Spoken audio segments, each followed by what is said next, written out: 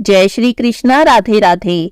आज मार्गशीर्ष मास के शुक्ल पक्ष की पंचमी तिथि है और आज के दिन बिहारी जी का प्राकट्य उत्सव मनाया जाता है। आप सभी को बिहारी जी के प्राकट्य उत्सव की बहुत बहुत शुभकामनाएं। अगर आप सभी वृंदावन में जाकर बिहारी जी के दर्शन नहीं भी कर पा रहे हैं आज के दिन, तो आप घर पर ही बिहारी जी की पूजा करें, उनके दर्शन करें और उनकी कथा का श्रवण करें। आज मैं आपको अध्याय की कथा के बाद बिहारी जी के प्राकट्य उत्सव की कथा सुनाऊंगी, तो आप उसे जरूर सुनिएगा।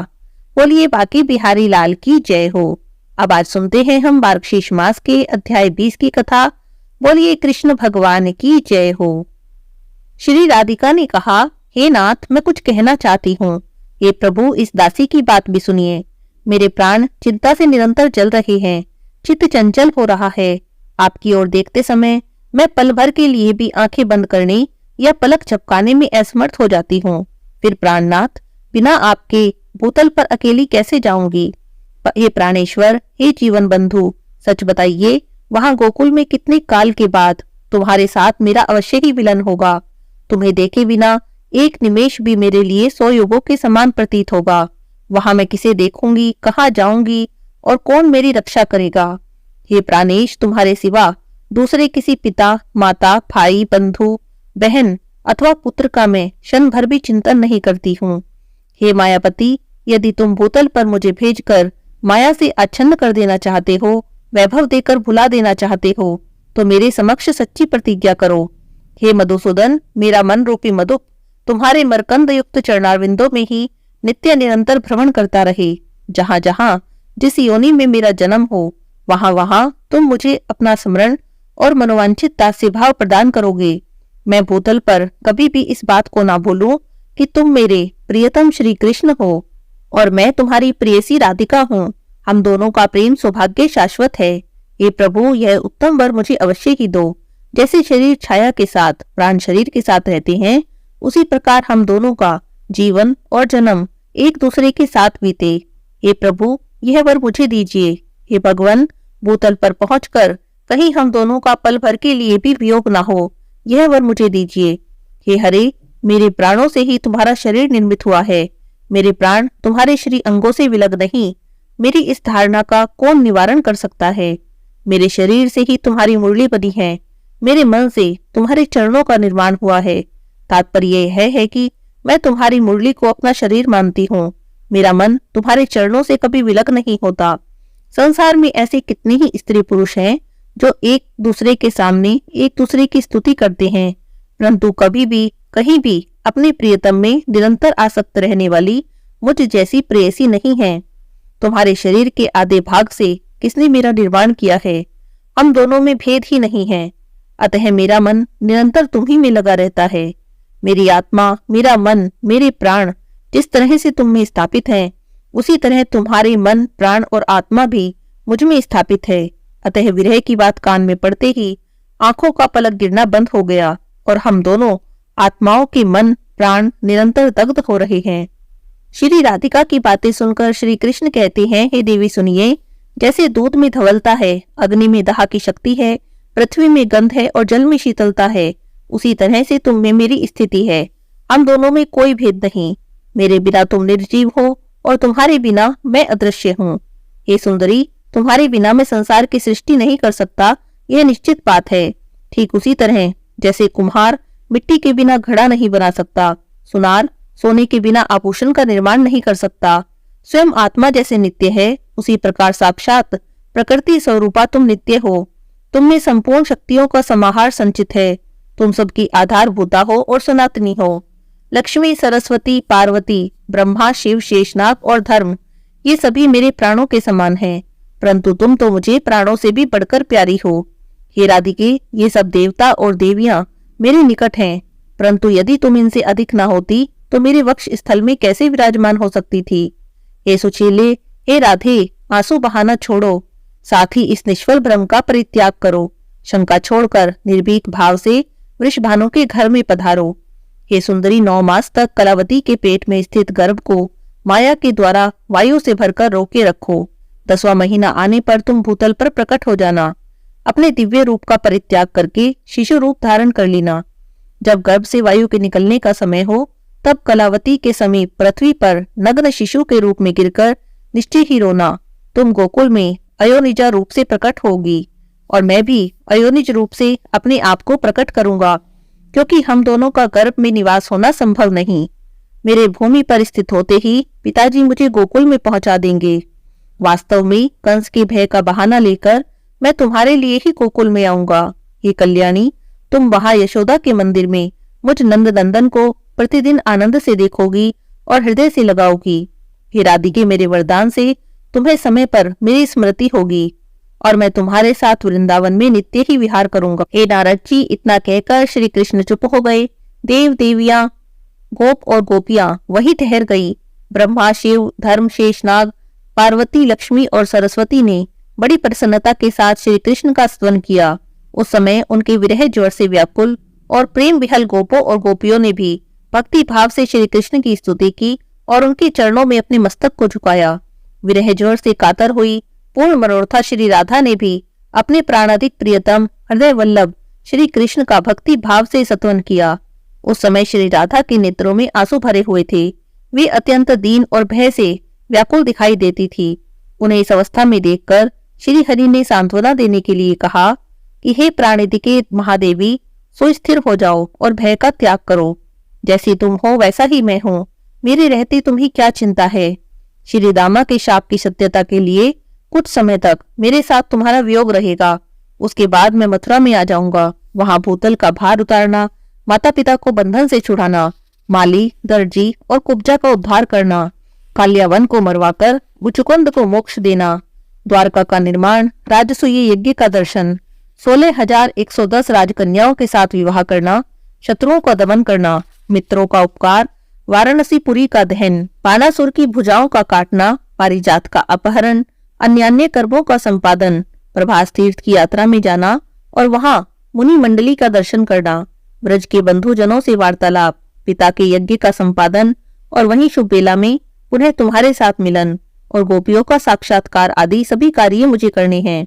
फिर तुम्हें आध्यात्म ज्ञान का उपदेश देकर वास्तव में तुम्हारे साथ नित्य मिलन का सौभाग्य प्राप्त करूंगा। इसके बाद मेरे साथ दिन रात तुम्हारा संयोग बना रहेगा, कभी क्षण भर के लिए भी वियोग नहीं होगा। हे देवी, इतना ही नहीं, वहां से तुम्हारे साथ मेरा पुनः व्रज में आगमन होगा। हे प्राण वल्लभे, वियोग काल में भी स्वप्न में तुम्हारे साथ मेरा सदैव मिलन होता रहेगा। तुमसे बिछड़कर द्वारका में जाने पर मेरे और मेरे नारायण के अंश के द्वारा उपयुक्त कार्य संपादित होंगे। फिर वृंदावन में तुम्हारे साथ मेरा वास होगा। फिर माता पिता और गोपियों के शोक का पूर्णतः निवारण होगा।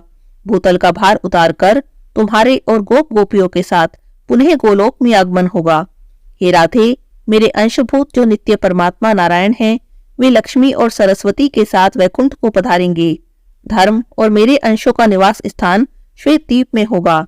देवताओं और देवियों के अंश भी अक्षयधाम को पधारेंगे। फिर इसी गोलोक में तुम्हारे साथ मेरा वास होगा। हे कांते, इस प्रकार समस्त भावी शुभाशुभ का वर्णन मैंने कर दिया। मेरे साथ जो निश्चय हो चुका है उसका कौन निवारण कर सकता है। इसके बाद श्री हरि ने देवताओं और देवियों से कहा, हे देवताओं, अब तुम लोग भावी कार्य की सिद्धि के लिए अपने अपने स्थान को जाओ। हे पार्वती, आप अपने दोनों पुत्रों और स्वामी के साथ कैलाश को जाओ। मैंने जो कार्य तुम्हें दिया है वह यथा समय पूरा होगा। हे ब्रजेश्वरी, हे राधे, गणेश जी को छोड़कर शेष छोटे बड़े सभी देवता और देवियां कला द्वारा भूतल पर अवतरण होंगी। इसके बाद लक्ष्मी, सरस्वती और श्री राधा सहित पुरुषोत्तम श्री हरि को भक्ति भाव से प्रणाम करके सब देवता आनंद के साथ अपने अपने स्थानों को चले गए। श्री हरि ने जिस कार्य का आयोजन किया उसे सफल बनाने के लिए वे व्यग्रता पूर्वक भूतल पर पधारे, क्योंकि स्वामी का बताया हुआ स्थान देवताओं के लिए भी दुर्लभ था। श्री कृष्ण ने श्री राधिका से कहा, हे प्रिय, तुम पूर्व निश्चित गोप गोपियों के समुदाय के साथ वृषभानु के निवास गृह को पधारो। मैं मथुरापुरी में वसुदेव के घर जाऊंगा। फिर कंस के भय का बहाना बनाकर गोकुल में तुम्हारे समीप आऊंगा। लाल कमल के समान नेत्रों वाली श्री राधा श्री कृष्ण को प्रणाम करके प्रेम विच्छेद के भय से कातर हो उनके सामने फूट फूट कर रोने लगी। वे ठहर ठहर कर कभी दूर तक जाती और जा जाकर बार बार लौट आती। लौट लौट कर पुनः श्री हरि का मुख निहारने लगती। सती राधा शरद काल की पूर्णिमा के चंद्रमा की कांति सुधा से पूर्ण प्रभु के मुखचंद्र की सौंदर्य माधुरी का अपने निमेष रहित नेत्र चकोरों के द्वारा पान करती थी। उसके बाद परमेश्वरी राधिका प्रभु की 7 बार परिक्रमा करके 7 बार प्रणाम करके पुनः श्री हरि के सामने खड़ी हुई। इतने में ही करोड़ों गोप गोपियों का समूह वहां आ गया। उन सबने श्री राधा श्री कृष्ण को प्रणाम किया और उसके बाद 33 सखी स्वरूपा गोप किशोरियां और गोप समूहों के साथ श्री राधा श्री हरि को मस्तक झुकाकर बोतल के लिए प्रस्थित हुई। वे सब के सब श्री हरि के बताए हुए स्थान नंद गोकुल को गए। फिर राधा वृषभानु जी के घर में और गोपियां अन्य गोपों के घर में गई। गोप गोपियों सहित श्री राधा के बोतल पर चले जाने के बाद श्री हरि भी शीघ्र ही वहां पहुंचने के लिए उत्सुक हुए। गोलोक के गोप और गोपियों से बात करके उन्हें अपने अपने कामों पर लगाकर मन की गति से चलने वाले जगदीश्वर श्री हरि मथुरा में जा पहुंचे। पहले देवकी और वसुदेव के जो पुत्र हुए उन्हें कंस ने मार डाला। इस तरह उनके 6 पुत्रों का उसने काल के गाल में डाल दिया। देवकी का 7वां गर्भ शेषनाग का अंश था, जिसे योग माया ने खींचकर गोकुल में निवास करने वाली रोहिणी जी के गर्भ में स्थापित कर दिया और फिर वह श्री हरि की आज्ञा से चली गई। नारद जी कहते हैं, हे महाभाग, श्री कृष्ण का जन्म वृतांत तो महान पुण्यप्रद और उत्तम है। वह जन्म मृत्यु और जरा का नाश करने वाला है।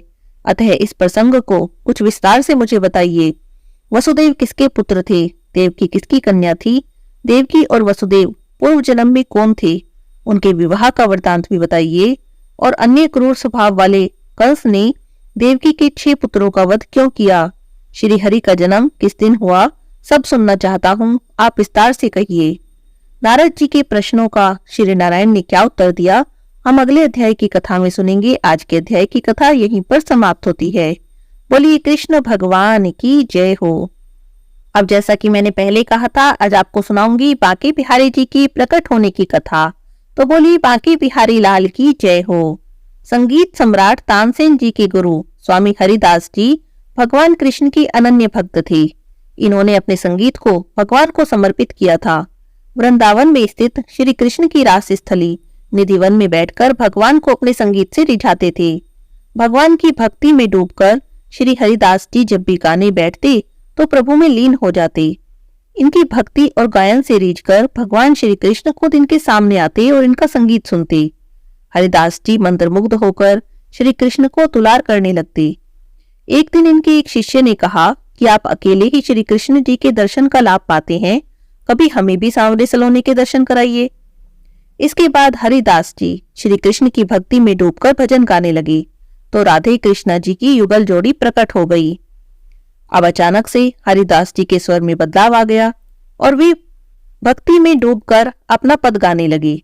श्री कृष्ण और श्री राधा ने हरिदास जी के पास रहने की इच्छा प्रकट की।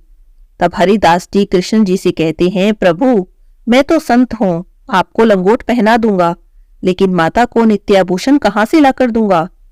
भक्त की बात सुनकर श्री कृष्ण मुस्कुराए और राधा कृष्ण की युगल जोड़ी एकाकार होकर एक विग्रह के रूप में प्रकट हुई। हरिदास जी ने इस विग्रह को बांके बिहारी नाम दिया। कृष्ण भक्तों में बांके बिहारी जी की कथा बड़ी प्रचलित है। एक बार एक गरीब ब्राह्मण था जो बांके बिहारी जी का भक्त था। एक बार की बात है, उसने महाजन से कुछ रुपए उधार लिए। हर महीने थोड़ा थोड़ा कर चुकाता रहा। आखिरी किस्त से पहले महाजन ने उसे अदालती नोटिस भिजवा दिया कि तुम्हारा उधार बकाया है और पूरी रकम ब्याज के सहित वापस करो।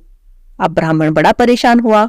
महाजन के पास जाकर उसने बहुत सफाई दी, बहुत गिड़गिड़ाया, पर कोई असर नहीं हुआ।